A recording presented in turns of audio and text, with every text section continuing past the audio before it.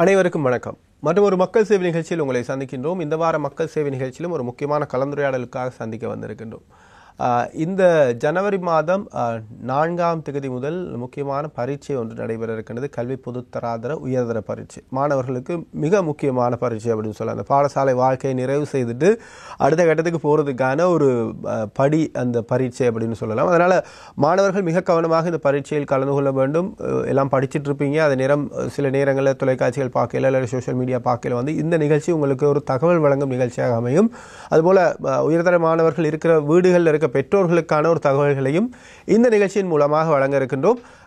ஜனவரி மாதம் 4ஆம் தேதி முதல் 31ஆம் தேதி வரை நடைபெற இருக்கின்ற கல்வி பொதுத்தராதர உயர்தர பரீட்சைகள் சம்பந்தமான ஒரு விரிவான விளக்கத்தையும் அறிந்து கொள்ள வேண்டிய விடயங்களையும் இந்த மக்கள் சேவை நிகழ்ச்சியாக வழங்க இருக்கின்றோம். அந்த வகையில் அந்த தகவல்களை எங்களோடு பகிர்ந்து கொள்வதற்காக இலங்கை பரீட்சை திணைக்களத்தின் பிரதி பரீட்சைகள் ஆணையாளர் எஸ். விஸ்வநாதன் அவர்கள் நிகழ்ச்சியின் முதல் பகுதியில் எங்களோடு இருந்து கொள்கின்றார். வணக்கம். வணக்கம். முக்கியமான பரீட்சை அப்படின்னு ஆரம்பத்திலே சொல்லிட்டேன். மாணவர்கள் அதனால் கவனமாக படிச்சுட்டு இருக்கிற மாணவர்கள் இந்த பரீட்சை நாட்கள் எவ்வாறு நடந்து கொள்ள வேண்டும், அதற்கான தயார்படுத்தல்கள் எவ்வாறு இருக்க வேண்டும் அப்படியான விஷயங்களையும் என்னென்ன விஷயங்களை கவனிக்கணும் அப்படியான தகவல்களை இந்த நிகழ்ச்சியாக பகிர்ந்து கொள்ளலாம். ஃபர்ஸ்ட்டுக்கு அடிப்படை தகவல்கள்லேருந்து வருவோம். என்னென்ன அடிப்படை விடயங்கள் என்னது? கண்டிப்பாக நீங்கள் குறிப்பிட்டது போன்று உயர்தர பரீட்சையை பொறுத்தளவில் இது ஒரு சான்றிதழ் பரீட்சை, தெரிவு பரீட்சை, போட்டி பரீட்சை என்றும் கூட கூறக்கூடியதான ஒரு பரீட்சை. இந்த பரீட்சைக்கு நாடளாவிய ரீதியிலிருந்து பாடசாலை பரீட்சார்த்திகளாக 2,81,445 மாணவர்கள் தோற்றுகிறார்கள். அதே போன்று தனிப்பட்ட பரீட்சார்த்திகளாக 65,531 பரீட்சார்த்திகளும், மொத்தமாக இந்த பரீட்சைக்கு தோற்றுகிற பரீட்சார்த்திகளுடைய மொத்த எண்ணிக்கை 3,46,976 பரீட்சார்த்திகள் தோற்றுகிறார்கள். இந்த பரீட்சையை நீங்கள் குறிப்பிட்டதை மீளவும் வலியுறுத்த விரும்புகிறேன். ஜனவரி மாதம் 4ஆம் தேதி ஆரம்பித்து ஜனவரி 31ஆம் தேதி வரையிலே தொடர்ச்சியாக நடைபெற இருக்கிறது. வேலை நாட்களிலே ஒவ்வொரு நாளும் பாடசாலை இந்த பரீட்சார்த்திகளுக்குரிய பாடங்கள் காலை வேளையிலே 8:30 மணிக்கு ஆரம்பிக்கும். அதே போன்று மாலை வேளையிலே 1 மணிக்கு ஆரம்பிப்பதாக இருக்கும். வெள்ளிக்கிழமைகளில் மாத்திரம் மாலை வேளையிலே 2 மணிக்கு இந்த பரீட்சைகள் ஆரம்பிக்கக்கூடியதாக இருக்கும். இந்த நான் குறிப்பிட்ட அந்த எண்ணிக்கையான இந்த மாணவர்களுக்கான பரீட்சை நடாத்துவதற்காக பரீட்சை திணைக்களத்தை பொறுத்தளவிலே 32 பிராந்திய சேகரிப்பு நிலையங்கள், அதே போன்று 319 இணைப்பு நிலையங்கள் ஊடாக 2300 பரீட்சை நிலையங்களிலே இந்த பரீட்சார்த்திகளுக்கான பரீட்சைகளை நடத்துவதற்கான ஏற்பாடுகள் செய்யப்பட்டிருக்கின்றன. இதிலே யாழ்ப்பாணத்திலே தீவக பகுதிக்கான வினாப்பத்திரங்களை கொண்டு செல்லுதல், விடைத்தாள்களை போக்குவரத்து செய்தல் போன்ற விடயங்களுக்காக நாங்கள் போக்குவரத்து விடயங்களுக்காக பாதுகாப்பு பிரிவினரோடு தொடர்புகளை மேற்கொண்டிருக்கிறோம். அவர்களுடைய உதவியோடு வினாப்பத்திரங்கள், விடைத்தாள்களினுடைய போக்குவரத்துக்காக ஏற்பாடுகளை செய்திருக்கிறோம். அதே போன்று இந்த காலநிலையை பொறுத்தளவிலே இடர் முகாமைத்துவ நிலையத்தோடும் தொடர்புகளை மேற்கொண்டிருக்கிறோம். என்றால் இந்த காலம் பரீட்சை வளமையாக நடைபெறுகிற ஒரு காலமாக இல்லை. இருப்பினும் காலநிலை நாடளாவிய ரீதியிலே காலநிலையினுடைய பாதிப்பு எல்லா இடத்திலும் இடம்பெற்றிருக்கிறது. ஆக அவர்களோடும் தொடர்புகளை மேற்கொண்டிருக்கிறோம். யாரேனும் பரீட்சார்த்தியோ அல்லது பரீட்சை நிலையங்களுக்கோ ஏதேனும் இடர் நிலைமைகள் இருக்குமையாக இருந்தால் அவர்களோடு தொடர்பு கொண்டும் இந்த பரீட்சைகளுக்கான ஏற்பாடுகளை அல்லது உதவிகளை, ஒத்துழைப்புகளை பெற்றுக்கொள்வதற்கான வாய்ப்புகள் இருக்கின்றன. இந்த நிகழ்ச்சியை நாங்கள் பரீட்சைகள் ஆரம்பமாகிறதுக்கு முதல்ல உங்களுக்காக வழங்க வேண்டி இருக்குது. அதனால் நாங்கள் இப்படியான விஷயங்களை கேட்கலாம். திரு விஸ்வநாதன் அவர்கள், நீங்கள் குறிப்பிடுங்கள், மாணவர்களுக்கு இப்போது வரையில் அது பரீட்சை நடப்பதற்கு முன்தினம் வரையான தயார்படுத்தல்களில் என்னென்ன விடயங்களை நீங்கள் செய்து முடித்திருக்கின்றீர்கள்? பரீட்சை அவர்களுக்கான அட்டைகள் அனுப்பப்பட்டிருக்கின்றது, என்னென்ன விடயங்களை நீங்கள் தயார்படுத்தியிருக்கின்றீர்கள்? கண்டிப்பாக பரீட்சை எழுதுவதற்கு ஒரு மாணவருக்கு அடிப்படையாக தேவைப்படுவது அனுமதி அட்டை, அட்மிஷன் கார்ட்ஸ். அந்த அட்மிஷன் கார்ட்ஸ் இதுவரையிலே அனுப்பப்பட்டிருக்கிறது. அவர்கள் நிகழ்நிலையிலே தனிப்பட்ட பரீட்சார்த்திகளாக இருந்தால் நிகழ்நிலையிலே அவர்கள் தரவிறக்கம் செய்து கொள்வதற்கான வாய்ப்பு வழங்கப்பட்டிருக்கிறது. அதே போன்று பாடசாலைகளுக்கான அட்மிஷன் கார்ட்ஸ் அந்தந்த அதிபர்களுக்கு அனுப்பி வைக்கப்பட்டிருக்கின்றன. அவர்கள் இதுவரையிலே மாணவர்களுக்கு கிடைக்க செய்திருப்பார்கள். பரீட்சைக்கு போகிற பொழுது அவர்கள் உரிய தயார்படுத்தல்களோடு மாணவர்கள் செல்ல வேண்டிய தேவை இருக்கும். கண்டிப்பாக இந்த அட்மிஷன் கார்டும் ஆளடையாளத்தை உறுதிப்படுத்துவதற்கான பத்திரமும் மிக முக்கியமானதாக கருதப்படுகிறது. அட்மிஷன் கார்டு இதுவரை முழுமையாக எல்லாருக்கும் கிடைச்சிருக்கும். தச்சல ஒன்றும் கிடைக்காம இருந்தால் உங்களோட தொடர்பு கொள்ளலாம். அல்லது கண்டிப்பாக பரீட்சை நடாத்துகிற திணைக்களம் என்ற வகையிலே அனுமதி அட்டைகளை வழங்க வேண்டிய கடப்பாடு நம்முடைய திணைக்களத்துக்கு இருக்கிறது. இதுவரையிலான பரீட்சார்த்திகளுக்கு அனைவருக்கும் கிடைப்பதற்கான ஏற்பாடுகள் முழுமையாக பூர்த்தி அடைந்திருக்கின்றன. சில வேளைகளிலே உங்களுக்கான அனுமதி அட்டையை நீங்கள் பாடசாலை பரீட்சார்த்தியாக உங்களுக்கு கிடைக்கவில்லை என்றால் அதிபர் ஊடாக பரீட்சை திணைக்களத்தோடு தொடர்பு கொண்டு உங்களுடைய பிரச்சனைகளை தீர்த்துக் கொள்வதன் மூலம் உங்களுக்கான அனுமதி அட்டையை பெற்றுக்கொள்ளலாம். அதே போன்று தனிப்பட்ட பரீட்சார்த்திகள் நிகழ்நிலையிலே நீங்கள் தரவிறக்கம் செய்வதற்கான வாய்ப்பு இருக்கிறது. சில நேரங்களிலே உங்களுடைய விண்ணப்பத்திலே இருந்த ஏதேனும் குறைபாடுகள் காரணமாக அனுமதி அட்டையை நீங்கள் நேரடியாக தரவிறக்கம் செய்து கொள்வதில் ஏதேனும் இடர்பாடுகள் இருக்குமேயானால் பாடசாலை பரீட்சைகள் ஒழுங்கமைப்பு கடையோடு தொடர்பு கொள்வதன் மூலமாக உங்களுக்கான அனுமதி அட்டையை பெற்றுக்கொள்வதற்கு வாய்ப்பு இருக்கிறது. அதே போல இந்த ஆள் அடையாள பத்திரம் அப்படின்றது, இந்த ஐடென்டிட்டி என்றது ரொம்ப முக்கியமான ஒரு விஷயமா இருக்குது. அதை பற்றி குறிப்பிடுங்கள்.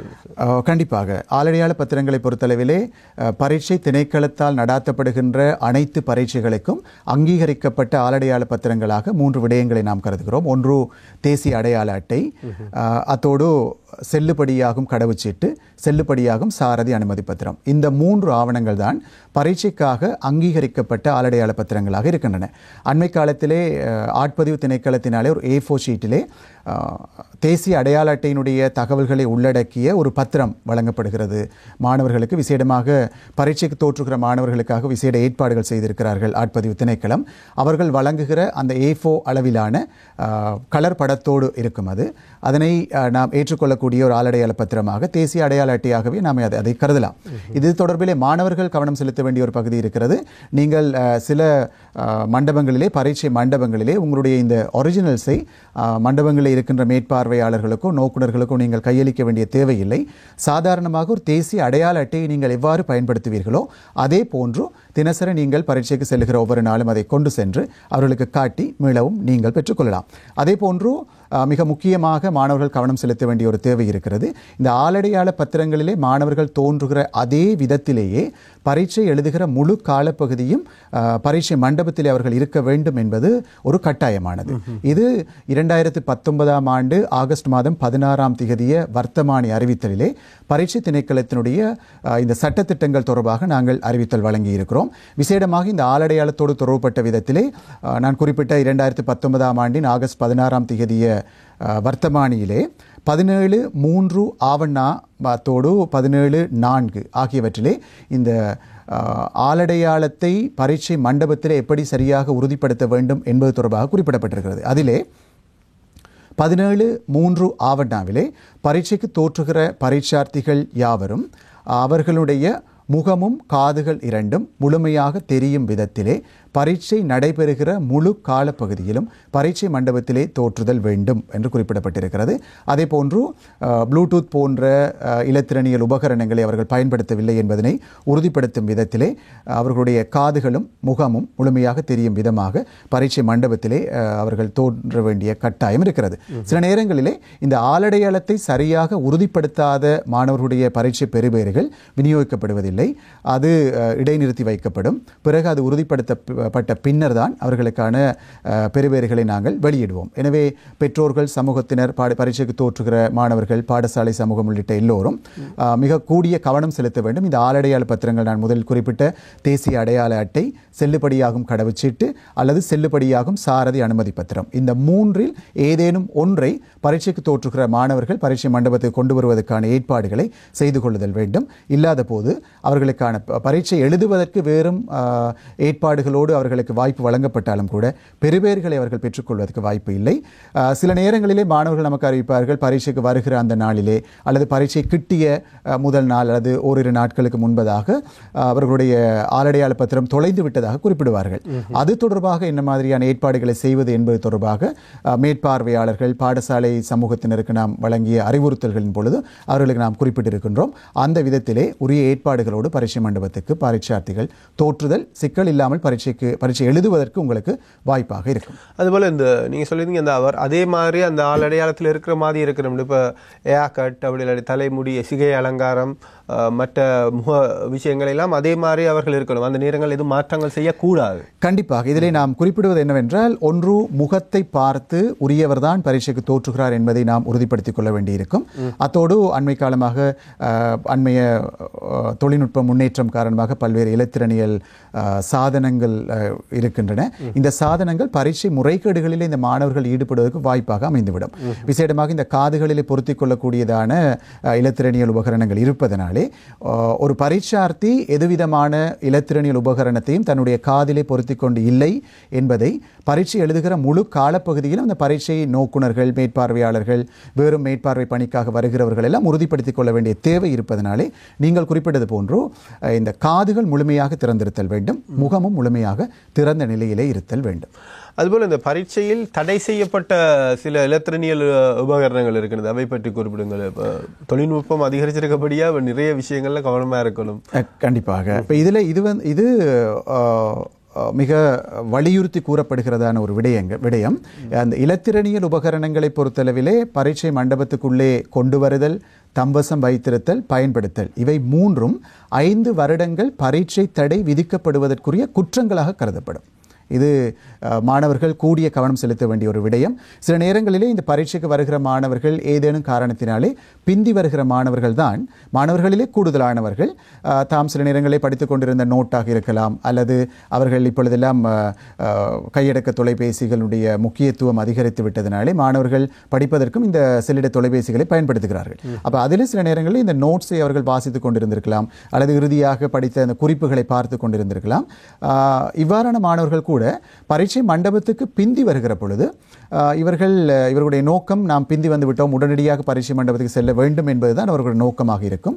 எனவே அவர்களிடத்தில் இருக்கின்ற இந்த மேலதிகமான பொருட்கள், பரீட்சை மண்டபத்துக்கு கொண்டு செல்வது தவிர்க்கப்பட்டுள்ள பொருட்கள், விசேடமாக இந்த குறிப்புகளாக இருக்கலாம், அல்லது மொபைல் டிவைசஸாக இருக்கலாம், அதனோடு இவர்கள் பரீட்சை மண்டபத்துக்குள்ளே செல்வதற்கான வாய்ப்பு இருக்கிறது. எனவே முக்கியமாக பரீட்சை நேரத்துக்கு நீங்கள் பரீட்சைக்கு செல்ல வேண்டும். பரீட்சை தொடங்குவதற்கு முன்பதாகவே நீங்கள் பரீட்சை மண்டபத்திற்கு செல்வதற்கான ஏற்பாடுகளை செய்து கொள்ளுங்கள். மாணவர்கள் சில நேரங்களிலே தவிர்க்க முடியாத ஒரு நிலைமை இருக்குமாக இருந்தால் மிக ஞாபகத்தோடு நீங்கள் உங்களிடத்தில் இருக்கின்ற இந்த குறிப்புகள், மொபைல் டிவைசஸ் போன்றவற்றை நீங்கள் வெளியிலே வைத்து செல்வதற்கான ஏற்பாடுகளை நீங்கள் செய்ய வேண்டும். இதில் விசேடமாக பரீட்சார்த்திகள் மட்டுமின்றி நாங்கள் பரீட்சை பணிக்குழுவினருக்கும் இது தொடர்பாக வலியுறுத்தி கூறியிருக்கிறோம்.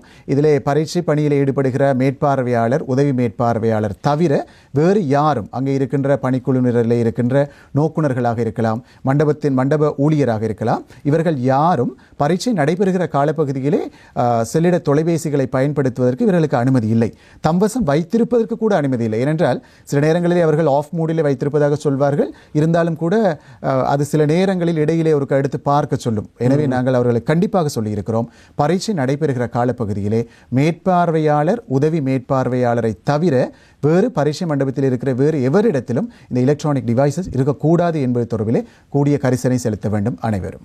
நீங்கள் குறிப்பிட்ட இந்த தடை செய்யப்பட்ட இந்த இலத்திரனியல் உபகரணங்களை கொண்டு அவை பிடிபட்ட 5 வருடம் மாதிரி பரீட்சை எழுத முடியாது என்று நீங்கள் இன்னும் ஒரு விஷயத்தையும் சொல்லியிருந்தீங்க சார். இப்போ சாதாரணமாக போயில ஒரு மறந்த தன்மையில் அவசரத்தில் எடுத்துகிட்டு போகிறது, அது எப்படி தவிர்க்கலாம்? அப்படி போனால் என்ன மாதிரி உள்ள போயிட்டு திருப்பி கொண்டு வந்து வச்சுட்டு போகலாமா? எப்படி அதை செய்யக்கூடியது? கண்டிப்பாக இதிலே முக்கியமாக கரிசனை செலுத்த வேண்டிய பாயிண்ட் நீங்கள் கேட்டது போன்று எலக்ட்ரானிக் டிவைசஸாக இருக்கட்டும், குறிப்புகளாக இருக்கட்டும், இவை தவிர்த்த வேறும் மண்டபத்துக்கு கொண்டு செல்வதற்கு தடை விதிக்கப்பட்ட பொருட்களாக இருக்கட்டும், அவை பரீட்சை மண்டபத்துக்குள்ளே கொண்டு செல்வது, தம்வசம் வைத்திருப்பது, பயன்படுத்துவது ஆகிய மூன்றுமே பரீட்சை தடை 5 வருடங்கள் பரீட்சை தடை விதிக்கப்படுவதற்கான குற்றங்களாக கருதப்படும். அதே போன்று அந்த குறிப்பிட்ட அந்த வருடத்திலே, அந்த அமர்விலே மாணவர்கள் எழுதிய அந்த பரீட்சை பெறுபேறுகளையும் நாங்கள் ரத்து செய்வதற்கான அதிகாரம் பரீட்சை திணைக்களத்துக்கு இருக்கிறது. இதிலே கூடிய கரிசனை என்று நான் சொல்வது, வினாப்பத்திரங்கள் வழங்கப்பட்டதன் பின்னர் இந்த சாதனங்களோ அல்லது குறிப்புகளோ மாணவர்களிடத்தில் இருக்குமாக இருந்தால் அவர்கள் நேர்மையின செயலில் ஈடுபட்டதாக நாங்கள் கருத வேண்டிய தேவை இருக்கும். அப்படியாக அகப்படுமாக இருந்தால் அவர்களுக்கு பரீட்சை 1968ஆம் ஆண்டின் 25ஆம் இலக்க பொது பரீட்சைகள் சட்டத்தின் கீழும் நான் முதலிலே குறிப்பிட்டது போன்று 2019ஆம் ஆண்டு ஆகஸ்ட் மாதம் 16ஆம் திகதி வெளியிடப்பட்ட வர்த்தமானி அடிப்படையிலும் அவர்களுக்கான தண்டனைகள், பரீட்சை தடைகள், பெறுபேறுகள் தடை செய்தல் ஆகிய விடயங்களிலே நாங்கள் கரிசனை செலுத்துவோம். ஆகவே நீங்கள் தவறுதலாக உள்ள எடுத்துட்டு போயிருந்தாலும் கூட நீங்கள் இடையில திருப்பி கொண்டு வச்சிடலாம், பரீட்சை வினாத்தாட்கள் உங்களுக்கு தருவதற்கு முன்னராக. ஆகவே உங்களை ஒரு தடவை பரீட்சித்து பார்த்துக் கொள்ளுங்கள். மண்டபத்துக்கு செல்ல முன்னர் தவிர்த்து விடுங்கள் முற்றுமுழுதாக. அவ்வாறு பரீட்சை மண்டபத்துக்குள் சென்ற பின்னர் கூட வினாத்தாள்கள் உங்களுக்கு கையில் கிடைத்த பிறகு அவை உங்களிடத்தில் இருக்குமானால் அது பரீட்சைகள் குற்றமாக கருதப்பட்டு 5 வருடங்கள் அளவில் உங்களுக்கு அந்த பரீட்சை தடை வர வாய்ப்பு இருக்கிறது. அவை இதை நான் பயமுறுத்துறதுக்காக சொல்லல, தயார்படுத்துறதுக்காக சொல்கிறோம். ஜனவரி 4ஆம் தேதி முதல் ஜனவரி 31ஆம் தேதி வரை நடைபெற இருக்கின்ற கல்வி பொதுத்தராதர உயர்தர பரீட்சைகள் சம்பந்தமான விடயங்களை பேசிக் கொண்டிருக்கின்றோம். மக்கள் சேவை நிகழ்ச்சியோடு இணைந்திருக்கின்றீர்கள். இந்த வார மக்கள் சேவை நிகழ்ச்சியில் நாங்கள் பேசிக் கொண்டிருப்பது நடைபெற இருக்கின்ற கல்வி பொதுத்தராதர உயர்தர பரீட்சைகள் சம்பந்தமாக அதன் தகவல்களை வழங்கிக் கொண்டிருக்கின்றோம். பரீட்சைகள் திணைக்களத்துடைய பிரதி பரீட்சைகள் ஆணையாளர் எஸ் விஸ்வநாதன் அவர்களோடு பேசிக் கொண்டிருக்கின்றோம். நாங்கள் முதல் பகுதியெல்லாம் பார்த்துட்டோம். இப்போ மாணவர்கள் பரீட்சை எழுத இருந்துட்டாங்க. இந்த விடை எழுதையில் மாணவர்களுக்கு பல விஷயங்களை நிறைய பேர் சொல்லிக் கொடுத்துருப்பாங்க. இந்த நிகழ்ச்சியினூடாக நாங்கள் சொல்லக்கூடிய விஷயம், விடை எழுதும் போது மாணவர்கள் அவதானிக்க வேண்டிய கவனிக்க வேண்டிய விஷயம். கண்டிப்பாக மாணவர்கள் பரீட்சைக்கு முன்னர், பரீட்சையின் போது, பரீட்சைக்கு பின்னர் என்று 3 மட்டங்களிலே மாணவர்கள் தங்களை தயார்படுத்திக் கொள்ள வேண்டிய தேவை இருக்கும். அதில் நீங்கள் கேட்டது இடையிலே இருக்கின்ற இந்த விடை எழுதும் போது மாணவர்கள் எவ்வாறான விடயங்களிலே கவனம் செலுத்த வேண்டும் என்பது தொடர்பிலே கேட்டிருக்கிறீர்கள்.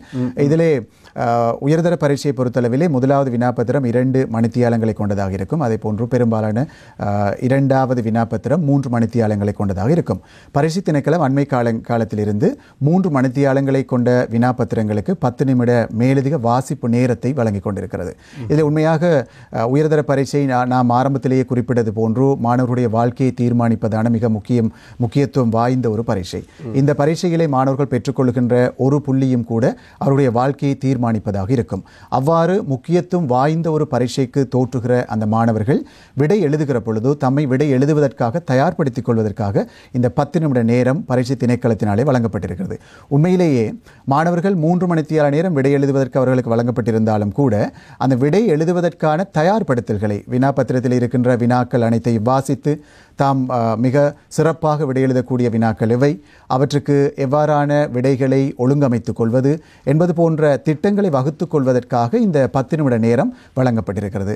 இது பாடசாலைகளிலும் மாணவர்களுக்கு அது சம்பந்தமாக அறிவுறுத்தல்கள் வழங்கப்பட்டிருக்கும். இந்த 10 நிமிட நேரத்தை கண்டிப்பாக மாணவர்கள் வாசிப்பதற்கென்றே நீங்கள் பயன்படுத்துவீர்களேயானால் உங்களுடைய 3 மணித்தியால விடையை சிறந்த முறையிலே கட்டமைத்துக் கொள்வதற்கு அது வாய்ப்பாக இருக்கும். அத்தோடு 3 மணித்தியாலத்துக்குள்ளே உங்களுடைய வினாப்பத்திரத்திலே நீங்கள் விடையளிக்க வேண்டியதான வினாக்களுடைய எண்ணிக்கை என்ன, ஒவ்வொரு வினாவுக்காகவும் நீங்கள் ஒதுக்க வேண்டிய நேரம் என்ன என்பது தொடர்பான நேர முகாமைத்துவத்தையும் நீங்கள் வகுத்துக் கொள்ள வேண்டும். சில நேரங்களிலே மிகச் சிறப்பாக விடை எழுதக்கூடிய வினாக்களுக்கு நீங்கள் நிறைய விடைகளை எழுதினாலும் கூட அந்த வினாவுக்காக ஒதுக்கப்பட்ட புள்ளிகளுடைய உச்ச புள்ளிகள் தான் உங்களுக்கு கிடைக்கப்பெறும். எனவே எத்தனை வினாக்களுக்கு நீங்கள் விடை எழுத வேண்டிய தேவை இருக்கிறதோ அத்தனை வினாக்களையும் நீங்கள் தொட்டு செல்வது என்பது மிக கண்டிப்பானதும் கட்டாயமானதுமான ஒரு விடயமாக இருக்கிறது. இது தொடர்பிலே மாணவர்கள் கரிசனை செலுத்துதல் வேண்டும். அத்தோடு விடை எழுதுகிற பகுதி 2 வினாப்பத்திரத்தை பொறுத்தளவிலே விடை எழுதுவதற்காக விடை எழுதுகிற புத்தகங்கள் வழங்கப்படுகின்றன. ஒரு சில வினாப்பத்திரங்களிலே வினாப்பத்திரத்திலேயே விடை எழுதுவதற்கான ஏற்பாடுகளும் இருக்கின்றன. அது எவ்வாறு இருந்த பொழுதிலும் கூட நீங்கள் விடை எழுதுகிற புத்தகங்களாக இருக்கட்டும், விடை எழுதுகிற விடைத்தாள்களாக இருக்கட்டும், இவை அனைத்திலும் உங்களுடைய பாட இலக்கம், பாடம், உங்களுடைய சுட்டன், அதனுடைய பக்க ஒழுங்குகள் இவற்றையெல்லாம் சரியாக நீங்கள் குறிப்பிட தவறாதீர்கள். விடை எழுதுகிற ஆன்சர் புக்குக்கு மேலதிகமாக உங்களுக்கு தேவையாக இருந்தால் மேலதிகமான கடதாசிகளை நீங்கள் பெற்றுக்கொள்வதற்கு வாய்ப்பு இருக்கிறது. அவற்றையும் முறையாக நீங்கள் பெற்று விடையெழுத தொடங்குகிற பொழுதே அதனுடைய பக்க எண்களை சரியாக நீங்கள் குறிப்பிட்டுக் கொள்வீர்களாக இருந்தால் நீங்கள் இறுதியாக அந்த வினாவுக்குரிய விடைத்தாளை சரியாக கட்டி கையளிப்பதற்கு வாய்ப்பாக இருக்கும். இதிலே வினாப்பத்திரங்கள் வழங்கப்பட்டதன் பின்னர் 2 மணித்தியாலங்களுக்கு 1 மணித்தியாலத்தை விட அதிகமான நேரத்தை கொண்ட வினாப்பத்திரங்களுக்காக 3 அறிவுறுத்தல்கள் வழங்குவார்கள். நேரம் தொடர்பாக அரை மணித்தியாலத்துக்கு முன்பதாக ஒரு அறிவித்தல் கிடைக்கும். அதே போன்று 15 நிமிடத்துக்கு முன்பதாக ஒரு அறிவித்தல், இறுதியாக 5 நிமிடத்துக்கு முன்பதாக ஒரு அறிவித்தல் கிடைக்கும். இந்த 5 நிமிடத்துக்கு முன்பதாக கொடுக்கப்படுகிற அறிவுறுத்தலின் பொழுது நீங்கள் கண்டிப்பாக உங்களுடைய எல்லா விடைத்தாள்களையும் பக்க ஒழுங்கிலே கட்டிக்கொண்டு நீங்கள் எழுதுவதற்கு தயார் நிலையில் இருக்க வேண்டும். அதாவது இறுதியாக 5 நிமிடத்துக்கு முன்னர் உங்களுடைய விடைத்தாளை கொடுப்பதற்கு ஏற்ற தயார் நிலையில் நீங்கள் வைத்துக் கொள்ள வேண்டி இருக்கும். சில நேரங்களிலே அந்த 5 நிமிட நேரத்துக்கு பின்னரும் கூட நீங்கள் ஒரு சில வினாக்களுடைய பகுதிகளுக்கு விடை எழுதி கொண்டிருப்பீர்களாக இருக்கும். அவ்வாறு இருந்தால் உங்களுக்கு தேவையான தாள்களினுடைய எண்ணிக்கையை பெற்றுக்கொண்டு அதனை இந்த ஒரேயடியாக நீங்கள் கட்டி முழுமையாக விடைத்தாள்கள் அனைத்தையும் ஒன்றாக கட்டி கொண்டதன் பின்னர் தொடர்ந்து நீங்கள் எழுதி கொண்டிருப்பீர்களே ஆனால் பக்க ஒழுங்கிலே விடைத்தாள்களை கையளிப்பதற்கு உங்களுக்கு வாய்ப்பாக இருக்கும். அத்தோடு வினாக்களை நீங்கள் வாசிக்கிற பொழுது கண்டிப்பாக மாணவர்களே அந்த ஒவ்வொரு வினாவினுடைய பகுதிக்காகவும் ஒதுக்கப்பட்டிருக்கிற புள்ளிகள் தொடர்பிலே கூடிய கரிசனை செலுத்த வேண்டியிருக்கும். சில நேரங்களிலே 2 பகுதிகள் புள்ளிகளை கொண்டதாக ஒரு பகுதிக்கு 10 புள்ளிகள், மற்ற பகுதிக்கும் 10 என்று இருந்தால் 2 பகுதிக்கும் நீங்கள் சமமான அளவு விடைகளை எழுத வேண்டிய தேவை இருக்கும். சில நேரங்களிலே பகுதி வினாக்கள் ஒரு 5 புள்ளி, 6 புள்ளி, 7 புள்ளி என்றெல்லாம் பிரிந்து செல்லுமாக இருந்தால் அந்த வினாவினுடைய பகுதிக்காக ஒதுக்கப்பட்ட புள்ளிகளை அடிப்படையாக கொண்டு அதற்கேற்ற விடையை நீங்கள் எழுதுவதற்கும், வினாவிலே கேட்கப்பட்ட விடயம் என்ன, அந்த விடயத்துக்கு உரியதாக விடையை எழுதுவது எவ்வாறு என்பது தொடர்பாகவும் முன்கூட்டியே திட்டமிட்டுக் கொண்டு விடை எழுதுவீர்களாக இருந்தால் அதிக புள்ளிகளை நீங்கள் பெற்றுக்கொள்வதற்கு வாய்ப்பு இருக்கிறது. ஏனென்றால் ஆரம்பத்தில் நாம் சொன்னது போன்று இது ஒரு போட்டி பரீட்சை, தெரிவு பரீட்சை. எனவே இந்த போட்டி பரீட்சையிலே, தெரிவு பரீட்சையிலே நீங்கள் அதிக புள்ளிகளை பெற்றுக்கொள்ளத்தக்க விதத்திலே உங்களை விடை எழுதுவதற்காக தயார்படுத்திக் கொள்வது என்பது மிக முக்கியமானது. இதிலே விடை எழுதுகின்ற பரீட்சைக்கு செல்வதற்கு முன்பதாகவே மாணவர்கள் நீங்கள் உங்களை உடல் ரீதியாகவும் உள ரீதியாகவும் தயார்படுத்திக் கொள்ள வேண்டும். அந்த உடல் உள தயார் நிலைதான் வெற்றிகரமாக விடை எழுதுவதற்கும் அதிக புள்ளிகளை பெற்றுக்கொள்வதற்கும் வாய்ப்பாக இருக்கும். எனவே நீங்கள் அனைவரும் வெற்றிகரமாக விடை எழுதி நல்ல பெறுபேறுகளை பெற வேண்டும் என்று வாழ்த்திக் கொள்கிறோம். விடைகள் எழுதுவதற்கான முழுமையான விடைத்தாள்கள் அனைத்தும் அங்கே வழங்கப்படும். நீங்கள் ஒரு விதமான இதிலும் கொண்டு செல்ல முடியாது. அவர்களுக்கான அந்த விடைத்தாள்கள் எழுதுறதுக்கான அனைத்து விதமான பேனா, பென்சில், அந்த விஷயங்கள் மட்டும் தான் கொண்டு போகணும். கண்டிப்பாக இது பரீட்சை மண்டபத்துக்குள்ளே கொண்டு சொல்ல வேண்டிய, தவிர்க்க வேண்டிய விடயங்கள் தொடர்பாக பேசுகிற பொழுது நாம் அது சம்பந்தமாக பேசுவோம். விடை எழுதுவதற்கான தாள்களை பொறுத்தளவிலே முழுமையாக எந்த பரீட்சையாக இருந்தாலும் பரீட்சை திணைக்களத்தினாலே நடாத்தப்படுகிற எல்லா பரீட்சைகளுக்கும் விடை எழுதுவதற்கான தாள்கள் பரீட்சை திணைக்களத்தினாலேயே விநியோகிக்கப்படும். அதை எழுது கருவிகள், அந்தந்த பாடத்துக்கு தேவையான எழுது கருவிகள், ஏனைய உபகரணங்கள் ஆகியவற்றை மட்டுமே பரீட்சார்த்திகள் பரீட்சை மண்டபத்துக்கு உள்ளே கொண்டு செல்வதற்கு அனுமதிக்கப்படுவார்கள். நாங்கள் நிகழ்ச்சியின் அடுத்த பகுதியில் மற்றும் ஒரு பிரதி பரீட்சைகள் ஆணையாளர்களோடு நாங்கள் பேச இருக்கின்றோம். இந்த அளவில் எங்களுக்கு முதல் கட்டமாக முதல் பகுதியில் இந்த தெளிவுபடுத்தல்களை வழங்கிய பிரதி பரீட்சைகள் ஆணையாளர் எஸ். விஸ்வநாதன், உங்களுக்கு எங்களுடைய நன்றிகளை தெரிவிக்கின்றோம். நன்றி. மக்கள் சேவை நிகழ்ச்சியோடு தொடர்ந்து இணைந்திருங்கள். ஒரு சிறிய இடைவெளியை தொடர்ந்து உங்களை சந்திக்கின்றோம். மக்கள் சேவை நிகழ்ச்சியோடு இணைந்திருக்கின்றீர்கள். மக்கள் சேவை நிகழ்ச்சியில் வேறு பரீட்சைகள் தொடர்பான விளக்கமளிக்கும் ஒரு நிகழ்ச்சியாக இந்த நிகழ்ச்சி அமைந்து கொண்டிருக்கிறது. ஜனவரி மாதம் 4ஆம் தேதி முதல் 31ஆம் தேதி வரை நடைபெற இருக்கின்ற உயர்தர பரீட்சையில் தோற்றிருக்கின்ற மாணவர்களுக்கான ஒரு தெளிவுபடுத்தல் நிகழ்ச்சி. இன்னும் ஒரு அதிதியையும் அழைத்திருக்கின்றோம். பரீட்சைகள் திணைக்களத்தின் பிரதி பரீட்சைகள் ஆணையாளர் எஸ். பிரகாஷன் அவர்கள் வரை தந்திருக்கிறார். வணக்கம் பிரகாஷன். வணக்கம். நான் முதல்ல பேசியிருந்த ஒரு விஷயத்திலிருந்தே தொடரலாம். இந்த அட்மிஷன் கார்டு, அனுமதி அட்டை சம்பந்தமாக பேசுகின்ற போது அந்த அனுமதி அட்டை சம்பந்தமான மேலதிக விவரங்களை சொல்லுங்கள். என்னென்ன விஷயங்களை கவனிக்கணும், அதில் உள்ளடக்கப்பட வேண்டிய விஷயங்கள். வசந்தன் டிவி நேயர்கள் எல்லோருக்கும் இனிய வணக்கங்கள். இந்த பரீட்சைன்றது உங்களுக்கு தெரியும், முக்கியமான ஒரு பரீட்சை. எங்களுடைய பிரதி பரீட்சைகள் ஆணையாளர் திரு விஸ்வநாதன் அவர்கள் குறிப்பிட்டிருக்கின்றார். இதில் மாணவர்களை பொறுத்தவரையிலே மாணவர்கள் கவனிக்க வேண்டிய சில முக்கியமான விடயங்களில் ஒன்று அவர்களுடைய அனுமதி அட்டைகள். நான் நினைக்கிறேன் பிரதி பரீட்சைகள் ஆணையாளர் குறிப்பிட்டது போன்று சகல அனுமதி அட்டைகளும் பரீட்சை திணைக்களத்தால் உரியவர்களுக்கு அனுப்பப்பட்டு விட்டது.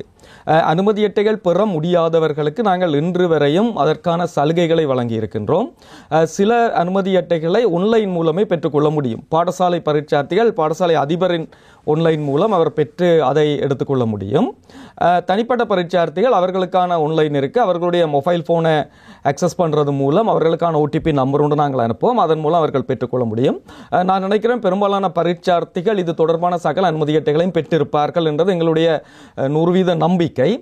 சப்போஸ் அவர்கள் கிடைக்கவில்லை என்றால் எங்களுடைய தொலைபேசி இலக்கங்கள் இருக்கின்றது. அந்த நம்பர்கள் உங்களுக்கு டெலிகாஸ்ட் பண்ணப்படும். நீங்கள் அந்த நம்பர்களுடன் எங்களுடன் தொடர்பு கொள்ளுங்கள். மாணவர்கள் நீங்கள் அந்த அனுமதியை பரீட்சார்த்திகள் அனைவரும் அனுமதி அட்டைகள் பெற்றுக்கொண்ட உடனே அதில் A பகுதி B பகுதி என்று 2 பகுதிகளாக இருக்கும். அதில் உங்களுடைய முழு பெயர் அச்சடிக்கப்பட்டிருக்கும். அந்த முழு பெயரை நீங்கள் உங்களுடைய ஆளடையாள அட்டையுடன் சரிபார்த்து கொள்ளுங்கள். உங்களுடைய பெயர் சரியாக அமைந்திருக்கின்றதா, எல்லாம் சரியானதா என்பதை. அடுத்தவுடன் உங்களுடைய ஐடென்டி கார்டு நம்பர், அது ஆளடையாள அட்டை இலக்கமும் அதில் பிரிண்ட் பண்ணப்பட்டிருக்கும். அந்த இலக்கமும் சரியானதை பார்த்துக் கொள்ளுங்கள். அதற்கடுத்ததாக நீங்கள் தோற்ற வேண்டிய பரீட்சை நிலையம், அதற்கான மண்டப இலக்கம் அதுவும் அடிக்கப்பட்டிருக்கும். ஆகவே இது இந்த 3ஐ நீங்கள் சரிபார்த்து ஓகே ஆனதுக்கு பிறகு மிக முக்கியமானது நீங்கள் பார்க்க வேண்டியது நீங்கள் படித்த பாடங்கள், அதாவது நீங்கள் அப்ளை பண்ணின பாடங்கள், அதாவது பரீட்சைக்கு தோற்ற வேண்டிய பாடங்கள் அதில் அச்சடிக்கப்பட்டிருக்கும். அதில் நாங்கள் அந்த பாடங்களுக்குரிய நம்பர்கள் அதில் இருக்கும். ஆகவே பின்பக்கம் அந்த பாடங்களுக்கான விளக்கங்கள் இருக்கும். 33 என்றால் என்ன பாடம் என்றது இருக்கும். அந்த பாடம் உங்களுடைய மொழி மூலம் இவற்றை நீங்கள் சரிபார்த்து கொள்ள வேண்டும். ஏனென்றால் இதை நீங்கள் முதலே சரிபார்த்து கொண்டால் நாங்கள் அவற்றில் அமெண்ட்மெண்ட் செய்கிறதுக்கு அல்லது திருத்தங்கள் செய்கிறதுக்கு கடந்த 19ஆம் தேதி வரையும் அனுமதி கொடுத்திருந்தோம். ஆன்லைன் மூலம் செய்து கொள்ளலாம். அதற்கு பிறகு திருத்தங்கள் எல்லாம் நாங்கள் இன்று வரையும் பரீட்சை திணைக்களத்திற்கு வந்து அதை திருத்தம் செய்து கொள்வதற்கு நாங்கள் அனுமதி கொடுத்திருந்தோம். எந்த ஒரு பரீட்சார்த்தியையும் நாங்கள் பரீட்சை திணைக்களத்துக்கு வர விரும்பவில்லை. அவர்களுடைய பெற்றோர்கள் அல்லது அதிபர்கள் அதுக்கான முறைப்படியான ஆவணங்களுடன் வந்து அந்த திருத்தங்களை செய்து கொள்ள வாய்ப்பு கொடுத்திருந்தோம். கட்டாயம் பரீட்சார்த்திகள் நீங்கள் இந்த இடத்தை பார்த்துக் கொள்ளுங்கள். ஏன்னா பரீட்சை நிலையத்திற்கு செல்லும் பொழுது ஏதாவது மாற்றங்கள் இருந்தால், நீங்கள் படித்த பாடத்தை விட வேறொரு பாடம் இருக்குமாக இருந்தால் அந்த நேரத்தில் தேவையில்லாத குழப்பங்கள் வரும். நீங்கள் திருப்தியாக பரீட்சை எழுத முடியாமல் போகும். கடந்த காலங்களில் எங்களுக்கு அவ்வாறான நிறைய சம்பவங்கள் இடம்பெற்றிருக்கின்றது. ஆகவே தான் நாங்கள் இந்த அனுமதி அட்டைகளை உங்களுக்கு மிக முக்கியமானதாக தெரியப்படுத்திக் கொள்கின்றோம். தனியே மாணவர்கள் மட்டுமில்லை, அந்த பரீட்சார்த்திகளோடு இருக்கிற குடும்பத்தில் இருக்கிற அனைவரும் இந்த அனுமதி அட்டைகளை நீங்கள் கைவசம் வச்சிருங்க. ஒரு போட்டோ காப்பி எடுத்து எல்லாருக்கும் வச்சிருங்க. ஏன்னா அவர்களுக்கு தெரியும் இந்த பாடம் தானான்றதை எல்லாரும் உறுதிப்படுத்திக் கொள்ள வேணும். அத்தோடு இந்த அனுமதி அட்டைகளை நாங்கள் மிக விசேடமாக இன்னொரு கடந்த வருடத்தில் இருந்து ஒரு விசேட ஏற்பாடு செய்திருக்கிறோம். அவர் தோற்ற வேண்டிய பாடத்தினுடைய டைம் டேபிள் அதில் அச்சடிக்கப்பட்டிருக்கு. ஆகவே வீட்டில் இருக்கிற அனைவரும் பெற்றோர்கள் பிள்ளை எந்த பாடம் என்ன டைமுக்கு போக வேணும் என்றதை அந்த அனுமதி அட்டைகளை கொண்டு அவர்கள் உறுதிப்படுத்திக் கொள்ள வேண்டும். எல்லாருக்கும் இந்த பிள்ளை இந்த பாடத்துக்கு தோற்றார் என்றது கட்டாயம் தெரிந்திருக்க வேண்டும். ஏனென்றால் எங்களுக்கு கடந்த வருடங்களில் சில அசம்பாவிதங்கள் நடந்தது. எங்களுடைய நேர சூசி ஒன்று நாங்கள் ஒவ்வொரு பரீட்சார்த்திகளுக்கும் அனுப்புவோம். அதே நேரம் எங்களுடைய உத்தியோகபூர்வ இணையதளத்தில் எங்களுடைய நேர சூசி இருக்கும், கால நேர அட்டவணை. ஒரு பிள்ளை எங்களுக்கு சில ஃபேக்கான டைம் டேபிள்ஸும் வெப் தளங்களில் இருக்கும். ஆகவே சும்மா போய் கூகுளில் தேடினால் இந்த வருடத்துக்குரிய டைம் டேபிள் இருக்கும். ஆனால் அது இந்த வருடத்துக்குரியதாக இருக்காது, சில வேளை ஃபேக்கானதாக இருக்கும். கடந்த வருடங்கள் அப்படியான ஒரு ஃபேக்கான டைம் டேபிளால் சில அசம்பாவிதங்கள் எங்களோட பரீட்சை திணைக்களத்துக்கு ஏற்பட்டது. ஒரு பரீட்சார்த்தி அதனால் பாதிக்கப்பட்டார். ஆகவே தான் நாங்கள் இப்பொழுது பெற்றோரையும் மாணவர்களையும் நாங்கள் வினயமாக வேண்டிக் கொள்வது, இந்த டைம் டேபிளையும் உங்களுடைய அனுமதி அட்டைகளையும் நீங்கள் திருத்தமாக வச்சுக் கொள்ளுங்கள். அடுத்த கட்டம் உங்களோட அனுமதி அட்டையின் பின்பக்கமாக நீங்கள் உங்களுடைய கையெழுத்தை உறுதிப்படுத்தல் வேண்டும். கட்டாயம் நீங்கள் ஒரு யாராவது பாடசாலை பிள்ளைகளாக இருந்தால் அதிபரதை உறுதிப்படுத்தலாம். நீங்கள் அங்கு கையெழுத்து வைக்கிற அதே மாதிரி தான் ஒவ்வொரு நாளும் எக்ஸாமுக்கு போய் அந்த ஒவ்வொரு பாடத்துக்கு நேரமும் அதே கையெழுத்தை தான் அவர்கள் வைக்க வேண்டும். இதுகளில் வேறுபாடுகள் இருக்குமாக இருந்தால் அவர்களுடைய பரீட்சை பெறுபவர்களை நாங்கள் நிறுத்துவதற்கு ஏற்பாடுகள் ஏற்படும். அவர்கள் வந்து பிறகு பரீட்சை திணைக்களத்து வந்து தான் அவற்றை சோர்ட் அவுட் பண்ண வேண்டிய தேவை ஏற்படும். ஆகவே பரீட்சார்த்திகள் நீங்கள் அந்த விடயங்களை கவனத்தில் எடுத்துக்கொள்ளுங்கள். ஏ பகுதி பி பகுதி என்ற 2 பகுதி இருக்குது. நீங்கள் பி பகுதியை என்ன செய்யணும் என்றால் பிரித்து உங்களுடன் வைத்துக் கொள்ளுங்கள். ஏ பகுதி தான் முதல் நாள் எக்ஸாமுக்கு போனவுடன் அங்கே கொடுக்கப்பட வேணும், அது திரும்ப உங்களுக்கு கிடைக்காது. அதில் தான் அவர்கள் ஒவ்வொரு பாடத்துக்குமான கையெழுத்துக்களை உறுதிப்படுத்தணும். ஆகவே நாங்கள் பேரண்ட்ஸ் உங்கள்கிட்ட நாங்கள் கேட்டுக்கொள்வது, பிள்ளையினுடைய அனுமதி அட்டைகளுடன் பெயர்களை பார்த்து உறுதிப்படுத்தி நீங்கள் ஒரு 2-3 ஃபோட்டோ காப்பி அம்மா அப்பா அண்ணா எல்லாரும் வைத்துக்கொள்வது சிறப்பான ஒரு எக்ஸாமை பிள்ளை எழுதுவதற்கு வாய்ப்பாக அமையும். இந்த பரீட்சைகள் அட்மிஷன் கார்டு இம்பார்ட்டன்ஸ், அது இந்த முக்கியத்துவம் பற்றி உங்களுக்கு நாங்கள் சொல்லியிருந்தோம். ஆகவே உங்களுக்கு கையில் கிடைச்சிருக்கிறத தயவு செய்து ஒரு ஃபோட்டோ காப்பி அடித்து வீட்டில் உள்ளவங்கள்ட்ட கொடுங்க. நீங்களும் கூட 2-3 தடவை, ஒரு தடவைக்கு 2-3 தடவை பார்த்துடலாம். இதுகள் மிக கவனமாக கவனிக்கின்ற போது அசம்பாவிதங்களை தவிர்க்கலாம். பிரதி பரீட்சைகள் ஆணையாளர் சொன்னது போல அவங்களோட கடந்த கால அனுபவங்களின் அடிப்படையில் இந்த விடயங்கள் முன்னெடுக்கப்படுகின்றது. அதிலே இந்த பரீட்சைகளுக்கு கொண்டு செல்ல வேண்டிய பொருட்கள் விடயங்கள் இருக்கிறது, கொண்டு செல்லக்கூடாத பொருட்கள் விடயங்கள் இருக்குது. அவற்றை பற்றி கூறுங்கள். உண்மையாக பரீட்சார்த்திகள் நீங்கள் ஒரு சிறப்பான எக்ஸாமை ஃபேஸ் பண்ண வேண்டும் என்றால் சில பொருட்கள் பரீட்சை திணைக்களத்தால் தடை விதிக்கப்பட்ட பொருட்களை பரீட்சை நிலையத்துக்கு எடுத்து செல்வதை தவிர்த்துக் கொள்ளுங்கள். உண்மையில் நீங்கள் கொண்டு செல்ல வேண்டிய பொருட்கள் உங்களுடைய அனுமதி அட்டை, அத்தோடு உங்களை ஆள் அடையாளத்தை உறுதிப்படுத்துவதற்கான ஆவணம், அது எங்களுடைய பிரதி பரீட்சைகள் ஆணையாளர் குறிப்பிட்டது போல தேசிய அடையாள அட்டையாக இருக்கலாம், செல்லுபடியான கடவுச்சீட்டு, சாரதி அனுமதி பத்திரம், இந்த 3ம் தான் ஏற்றுக்கொள்ளப்படும். அவற்றை விட நீங்கள் எழுதுவதற்கு தேவையான பேனை பென்சில்களை மட்டும் கொண்டு செல்லுங்கள். எழுதுவதற்கு தேவையான தாள்கள் அனைத்தும் பரீட்சை திணைக்களத்தால் உங்களை மண்டபத்திற்குள் வழங்கப்படும். ஆகவே இவற்றை தவிர வேறு எதையும் நீங்கள் கொண்டு செல்ல வேண்டிய எந்த அவசியமும் இல்லை. இதில் நாங்கள் சில முக்கியமான ஒரு விடயத்தை குறிப்பிட வேண்டும். சில பாடங்களுக்கு மட்டும் நாங்கள் கல்குலேட்டர்ஸை பாவிக்கிறதுக்கு அனுமதி வழங்கியிருக்கிறோம். வேறு எந்த ஒரு பாடங்களுக்கும் கல்குலேட்டர்ஸ் பாவிக்கிறதுக்கான அனுமதி இல்லை. எந்தெந்த பாடங்களுக்கு கல்குலேட்டர்ஸ் பாவிக்கலாம்ன்றது அதனுடைய அனுமதி அட்டைகளும் குறிப்பிடப்பட்டிருக்கும்.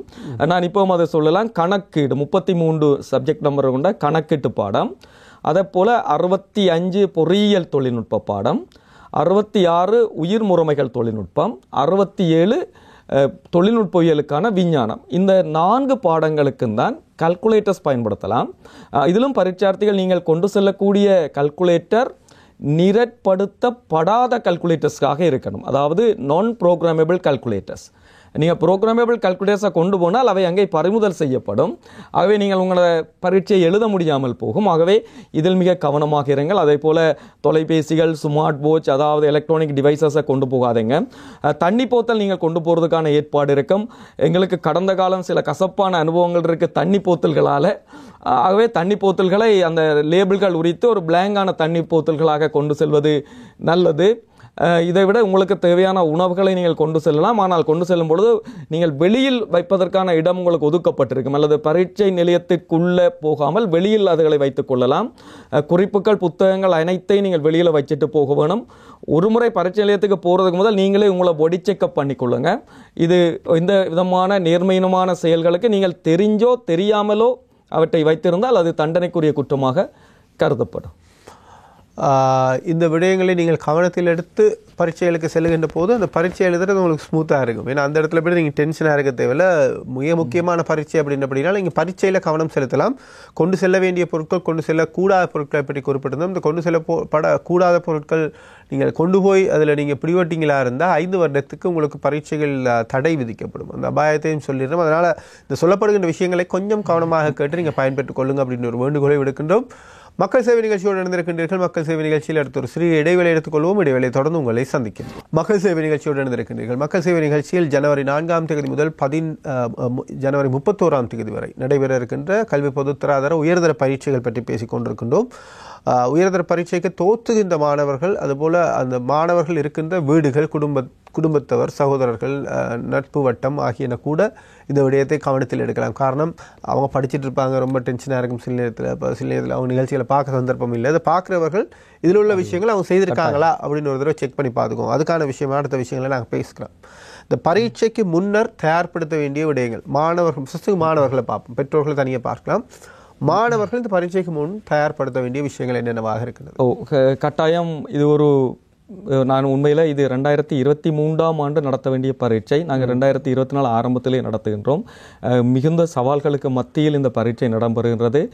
மாணவர்களுடைய காலங்கள் ஏற்கனவே பிற்போடப்பட்டிருக்கின்றது, காலம் தாழ்த்தப்பட்டிருக்கின்றது.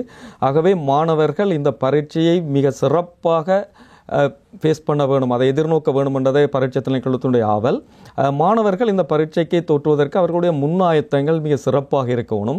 நான் நினைக்கிறேன் இதுவரையும் அவர்கள் நிரப்பாக படித்து கொண்டிருப்பார்கள். இந்த காலப்பகுதியில் மாணவர்கள் இனி பரீட்சை நெருங்குகிற காலப்பகுதி.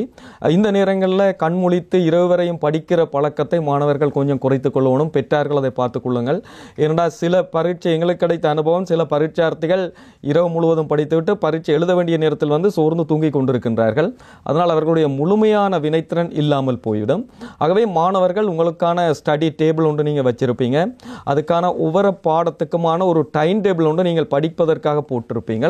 அதன்படி பேரண்ட்ஸ் நீங்கள் அதை கவனித்துக் கொள்ளுங்க. காலை வேளையில் படிக்கிறது இப்போ சிறந்தது. எவ்வாறு படிக்க வேண்டுமென்ற விவரங்கள் எல்லோருமே சொல்லி இருப்பார்கள்.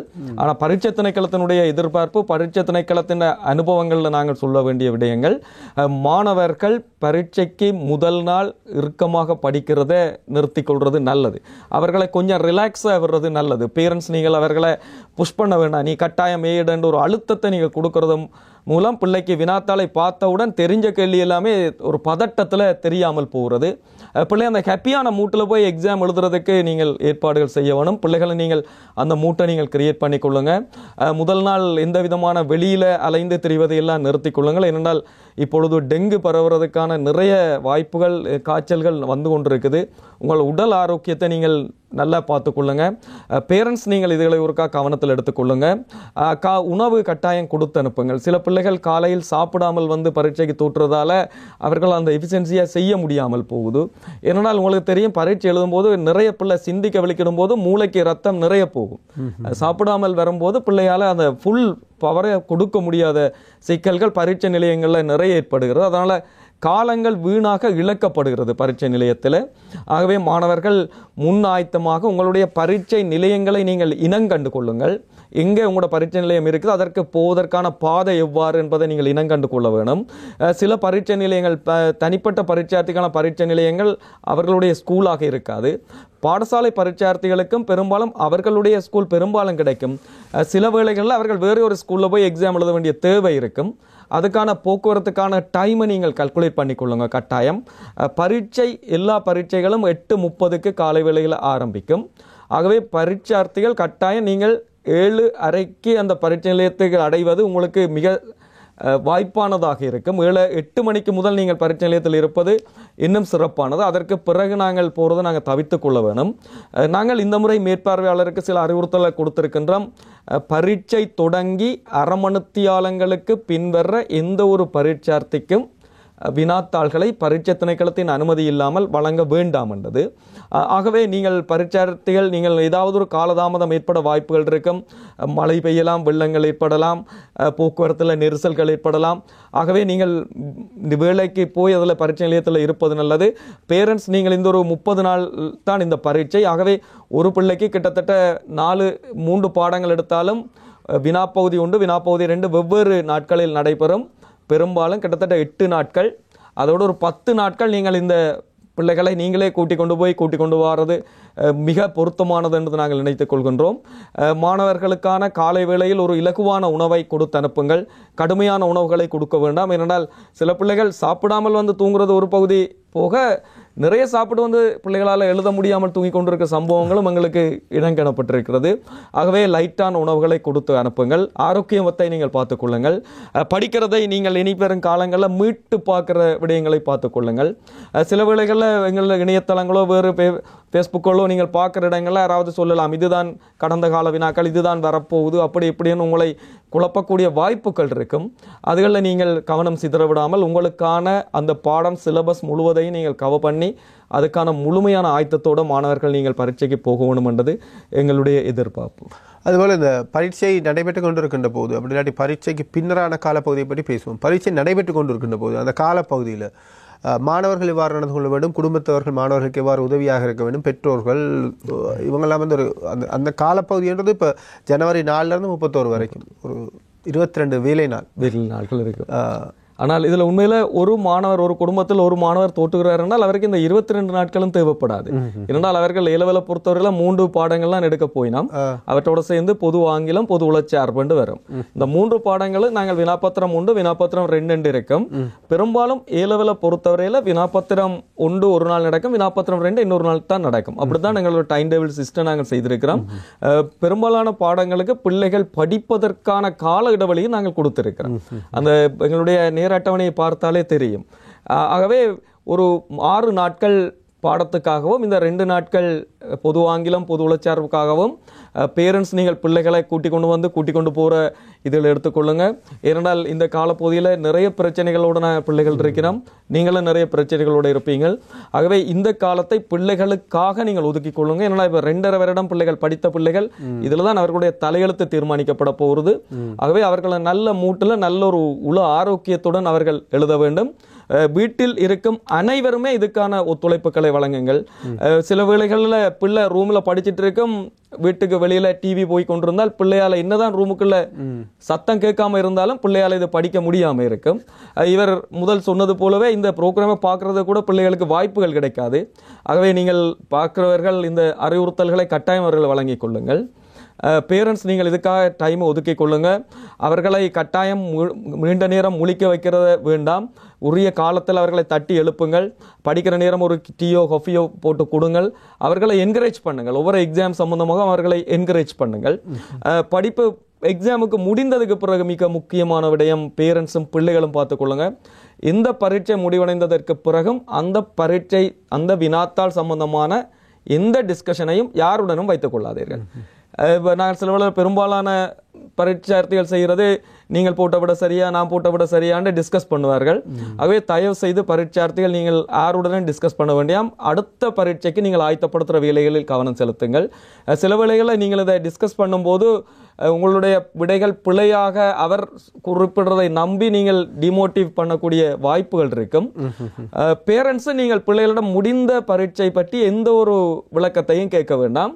பிள்ளைகளை என்கரேஜ் பண்ணுங்கள். சில வேளை பிள்ளை ஒரு ஹார்ட் அண்ட் ஃபீல் பண்ணி டிமோட்டிவேட் ஆகி வரும். நீங்கள் அந்த இடத்துல என்கரேஜ் பண்ணுங்க, அடுத்த எக்ஸாம் நீ நல்லா செய்யண்டு, அதே போல் அடுத்த எக்ஸாம்ஸோட நல்லா செய்யலாம், ஸ்கோப் பண்ணக்கூடிய வாய்ப்புகள் இருக்குது. பல்கலைக்கழகங்களுடைய கோர்ஸ்கள் இப்போ விரிவடைந்து கொண்டு இருக்கு. தனியாக பல்கலைக்கழகங்கள் மட்டுமில்லை, நிறைய வாய்ப்புகள் இப்போது விரிவடைந்திருக்கிறது. ஆகவே கட்டாயம் பிள்ளைகளை நீங்கள் மோட்டிவேட் பண்ணுங்க. அவர் அந்த பரீட்சை பற்றி சிந்திக்க விட வேண்டாம். அடுத்த பரீட்சைக்கான ஆயத்தங்களை முழுமையாக ஏற்படுத்தி கொள்ளுங்கள்.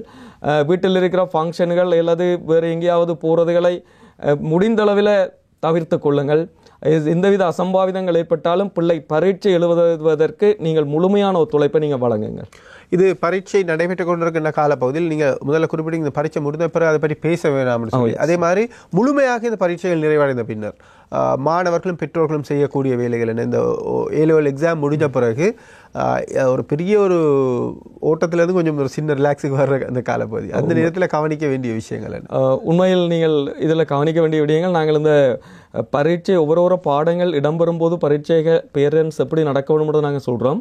இப்போ சாதாரணமாக ஒரு பாடங்கள் இதோடு முடிவடைகிறதாக இருந்தால் மாணவர்கள் பரீட்சார்த்திகள் நீங்கள் ஒரு விடயத்தை நீங்கள் மிக கவனமாக எடுத்துக்கொள்ள வேணும்.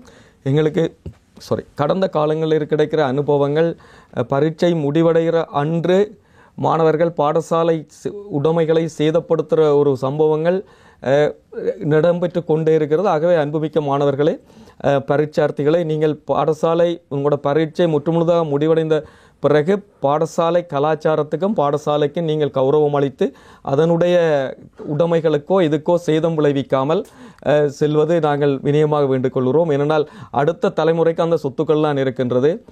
உங்களுக்காக இந்த பாடசாலை உங்களை எப்படி வளர்த்து விட்டதோ அதே போல தான் அடுத்தவர்களையும் வளர்க்க ஆரம்பிக்கப்படுகிறது. ஆகவே நீங்கள் இந்த விடயத்தை மிக கவனத்தில் எடுத்துக்கொள்ளுங்க. பேரண்ட்ஸ் உங்களோட பிள்ளைகளுக்கான அந்த மோரல்ஸை நீங்கள் வழிப்படுத்திக் கொள்ளுங்க. நான் நினைக்கிறேன் இப்பொழுதும் அந்த கலாச்சாரம் மிக குறைவடைந்திருக்கிறது. சில பாடசாலைகளில் பரீட்சை முடிவடைந்தது பிறகு கடந்த காலங்களில் சில மாணவர்கள் தாங்களாகவே முழுமையாக எல்லாம் சுத்தப்படுத்தி அழகாக அடுக்கி கொடுத்துட்டு போன சம்பவங்கள் நாங்கள் கேள்விப்பட்டிருக்கிறோம். இப்படியான முன்மாதிரியான செயற்பாடுகளை நீங்கள் செய்ய வேணுமென்றது எங்களுடைய வினயமான வேண்டுகோள். இதுக்கு முடிந்ததுக்கு பிறகு நீங்கள் வேணுமென்றா ரிலாக்ஸ் பண்ணுங்க. அதுக்கு பிறகு அடுத்த கட்டத்துக்கான நகர்த்தல்களை நீங்கள் கொண்டு போங்க. ஏற்கனவே உங்களுடைய காலம், இந்த 2023ஆம் ஆண்டு பரீட்சை எழுத மாணவருடைய காலம் ஏற்கனவே போயிட்டு. நீங்கள் ஆகஸ்ட் மாதம் எழுதியிருக்கணும். எங்களுடைய கால சூழ்நிலைகளால் இந்த பிரச்சனைகளால் இப்படி ஆகிட்டுது. ஆகவே நீங்கள் அடுத்தடுத்த கட்டங்களுக்கு உங்களை வழிப்படுத்துறதுக்கான ஆயத்தங்களை எடுங்க. படிக்கிறதுக்கான நிறைய வாய்ப்புகள் இங்கே இருக்குது. எல்லாத்துலேயும் நீங்கள் உங்களை வளர்த்து கொள்ளுங்க. மொழிகளில் உங்களோட புலமைகளை நீங்கள் வளர்த்து கொள்ளுங்க. எந்தெந்த மொழி கூட தெரியுதோ அந்தந்த மொழிக்கு அவர் ஒரு பன்முகமுடைய ஒரு ஆளுமை உள்ள ஒரு மாணவனாக வர முடியும். வெளிநாட்டு தொழில் வாய்ப்புகள் அவர்களுக்கு நிறைய வாய்ப்புகள் இருக்கின்றது. ஆகவே மாணவர்களும் பெற்றோர்களும் அந்த விடயங்களில் நீங்கள் ஃபோக்கஸ் பண்ண வேணும்ன்றது எங்களுடைய வினயமான வேண்டுகோள். A-level பரீட்சை சம்பந்தமான பல விடயங்களை உங்களுக்கு தெளிவுபடுத்தியிருந்தோம். பிரதி பரீட்சைகள் ஆணையாளர்கள் இந்த இடத்த வந்திருக்கக்கூடிய நாங்கள் சில பொதுவான விஷயங்களையும் கேட்டுடலாம். இந்த நிறுவன ரீதியான பரீட்சைகள் நடைபெற்று கொண்டிருக்கிறது. அண்மையில் கூட கிராம சேவர்களுக்கான பரீட்சை நடைபெற்றிருந்தது. என்னென்ன நிறுவன ரீதியான பரீட்சைகள் இருக்கிறது, அவை சம்பந்தமாக பொதுமக்கள் தெரிந்து கொள்வது எவ்வாறு? சாதாரணமாக எங்களுடைய பரீட்சை திணைக்களம் நிறுவனம் சார் பரீட்சைகள் என்று சொல்லி இந்த பாடசாலை பரீட்சைகளை தாண்டி ஒரு வருடத்திற்கு சாதாரணமாக 360க்கும் மேற்பட்ட பரீட்சைகளை நடத்துகிறது. இதில் போட்டி பரீட்சைகள், பதவி உயர்வுக்கான பரீட்சைகள், EB வினைத்திறன் தடை தாண்டல் பரீட்சைகள் என்று பல சான்றிதழ் பரீட்சைகள் என்று ஒவ்வொரு கேட்டகரிஸில் நடந்து கொண்டிருக்கேன். இப்போ கடந்த நேற்றும் முந்த நாளும் எங்களுக்கு அறநெறி பாடசாலைகளுக்கான பரீட்சைகள் இடம்பெற்றது. முஸ்லீம் அகதியா பாடசாலைகள், பௌத்த தகம்பாசல், இந்து அறநெறி பாடசாலை, கத்தோலிக்க மறை அறநெறி பாடசாலைகளுக்கான பரீட்சைகள் நேற்றும் அதற்கு முதல் நாளும் இடம்பெற்று இன்று எங்களுக்கான அந்த விடைத்தாள் பொதிகள் வந்திருக்கின்றது. இவற்றுக்கான மதிப்பீடுகளை நாங்கள் ஏற்படுத்துவோம். கிராம உத்தியோகத்தர்களுக்கான பரீட்சைகள் ஏற்கனவே இடம்பெற்று முடிந்துவிட்டது. அதனுடைய மதிப்பீட்டு கடமைகள் மிக விரைவாக முடிவடைகிற தருவாய்க்கு வந்துவிட்டது. அதற்கான பெறுபவர்களை பரீட்சை ஆணையாளர் மிக விரைவாக வெளியிடுவதற்கான முனைப்போடு செயற்பட்டு கொண்டிருக்கின்றார். அதுக்கான சகல ஏற்பாடுகள் நடக்கும்.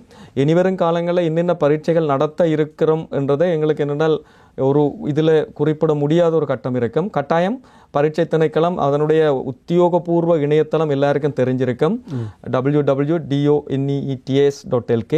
அதனால் ஒவ்வொரு மாதத்துக்குமான கலண்டரை ஜனவரி 1st வீக்குள்ளேயே ஒவ்வொரு மாதத்தினுடைய 1st வீக்கில் அது பப்ளிஷ் பண்ணப்படும். அதில் வச்சுக்கொண்டு அந்தந்த என்னென்ன எக்ஸாம் அந்த மாதத்தில் நடக்க போகிறதை அவர்கள் தெரிந்து கொள்ள முடியும். இனிவரும் காலம் கொஞ்சம் பரீட்சைகள் நடத்துவதற்கான வாய்ப்புகள் கூட இருக்கின்றது. ஆகவே பொது பரீட்சையில் தோற்ற இருக்கின்றவர்கள் இந்த இணையதளத்துக்கு சென்று இந்த மாதிரியான தகவல்களை பெற்றுக்கொள்ளலாம். அதே மாதிரி இறுதியாக நாங்கள் இந்த விடயத்தை தெரிந்து கொள்ள விரும்புகின்றோம். உயர்தர பரீட்சை அல்லது சாதாரண பரீட்சையின் அந்த உத்தியோகபூர்வ சான்றிதழ்களை பெற்றுக்கொள்வதற்கான முறைகள் எவ்வாறு பெற்றுக்கொள்ளலாம், அதற்கான வழிமுறைகள் என்ன, கட்டணங்கள் என்ன, எவ்வாறு அதனை கட்டாயம் எங்களுடைய பரீட்சை திணைக்களத்தினுடைய உத்தியோகபூர்வ இணையதளத்தின் ஊடாக 2001ஆம் ஆண்டும் அதற்கு பிறகும் பரீட்சைக்கு தோற்றிய பரீட்சார்த்திகளுடைய ஓலெவல் அதாவது காபோத சாதாரணதர சான்றிதழ், காபோத உயர்தர சான்றிதழ்களை பெறக்கூடிய வாய்ப்புகள் இருக்கும். அவர்கள் எங்களுடைய பரீட்சை இணைக்களத்தினுடைய இணையதளத்துக்கள் போகும். அங்கே ஆன்லைன் சர்டிஃபிகேட் ஒரு சிலைட் ஒன்று இருக்கும். அதை கிளிக் பண்ணும்போது அதிலேயே இன்ஸ்ட்ரக்ஷன்கள் இருக்கும். என்னென்ன அறிவுறுத்தல் 3 மொழிகளிலும் போடப்பட்டிருக்கும். அதன் மூலம் அவர்கள் தங்களுடைய இண்டெக்ஸ் நம்பர்கள், அதுகளை ஃபோன் நம்பர்களை கொடுக்கும்போது அவர்களுக்கான அந்த அவர்களுடைய ரிசல்ட் சீட் அதில் ப்ரீவியூ ஆகும். அதை அவர் ஓகே பண்ணினால் அதற்கான கட்டணம் இருக்கின்றது.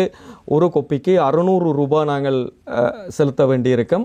அதை அவர்களுடைய டெபிட் கார்டோ அல்லது கிரெடிட் கார்டிலேயோ செலுத்துவதற்கான ஆப்ஷன் அந்த வெப்சைட்லேயே இருக்கும். அந்த வசதிகள் இல்லாதவர்கள் பேங்க் மூலம் செலுத்தி அந்த ரிசிப்ட் நம்பரை போட முடியும், அல்லது போஸ்ட் ஆஃபீஸ் மூலம் செலுத்தி அந்த நம்பர்களையும் போட்டுக்கொள்ள முடியும். நினைக்கிறேன் இப்பொழுது எல்லாரிடமும் டெபிட் கார்டு இருக்கிறபடியா ஈஸியானவே அதில் செய்து கொள்ளலாம்.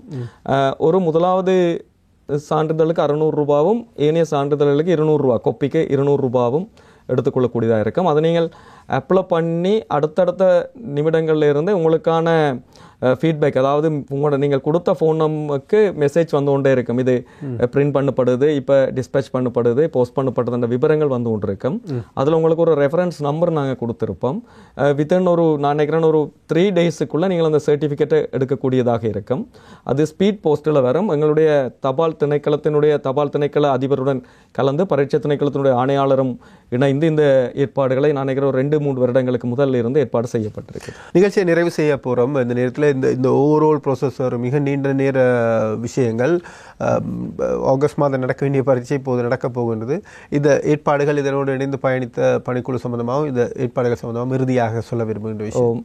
கட்டாயம் நாங்கள் இந்த விடயத்தை நாங்கள் குறிப்பிட வேண்டும். அதற்கு முதல் ஒரு சின்ன திருத்தமுடன் நாங்கள் சொல்ல இருக்கின்றோம். சான்றிதழ்கள் பெறுவதற்கு, கொப்பி பெறுவதற்கான கட்டணங்கள் 300 ரூபாவாக இருக்கின்றது. 200 ரூபான்னு சொல்லியிருந்தோம். கொப்பிக்கான கட்டணம் 300 ரூபாய். அதை மனதில் எடுத்துக்கொள்ளுங்கள். இந்த பரீட்சை திணைக்கள இறுதி பரீட்சை என்றது ஒரு பெரிய ப்ரோசஸ். இதில் எங்களுடைய பலதரப்பட்டவர்கள் எங்களோடு இணைந்து இந்த பரீட்சையை நடத்தி கொண்டிருக்கின்றார்கள். கடந்த காலங்களில் பரீட்சைகளை நடத்தி கொடுத்த சகலர் பணிக்குழுவினருக்கும், அதிபர்கள், ஆசிரியர்கள், கல்வி புலத்தில் இருப்பவர்கள், கல்வி அதிகாரிகள், போலீஸ் உத்தியோகத்தர்கள், பாதுகாப்பு உத்தியோகத்தர்கள் மற்றும் அதனோடு இணைந்த பல்கலைக்கழக விரிவுரையாளர்கள் உட்பட சகல வளவாளர்களுக்கும் பரீட்சை ஆணையாளர் சார்பிலும் பரீட்சை திணைக்களத்தின் சார்பிலும் இந்த இடத்தில் நாங்கள் நன்றி கூற கடமைப்பட்டிருக்கிறோம். உங்களுடைய ஒத்துழைப்புகளை நாங்கள் இனிவரும் பரீட்சைகளிலும் எதிர்பார்த்து நிற்கின்றோம். அந்த விடயத்தோடு நாங்களும் நன்றி கூறி விடைபெறுகின்றோம். கல்வி பொதுத்தராதர உயர்தர பரீட்சை எழுதுகின்ற அனைத்து மாணவர்களுக்கும் மனமார்ந்த வாழ்த்துக்களை தெரிவிக்கின்றோம். இந்த பரீட்சையில் சிறந்த முறையில் தோற்றி சிறந்த விருதுகளை பெற்று உங்கள் வாழ்க்கையில் ஒரு நல்ல நிலைமைக்கு வர வேண்டும் என்ற வாழ்த்துக்களோடு மற்றொரு நிகழ்ச்சியில் சந்திக்கலாம் என்று கூறி விடைபெறுகின்றோம். நன்றி, வணக்கம்.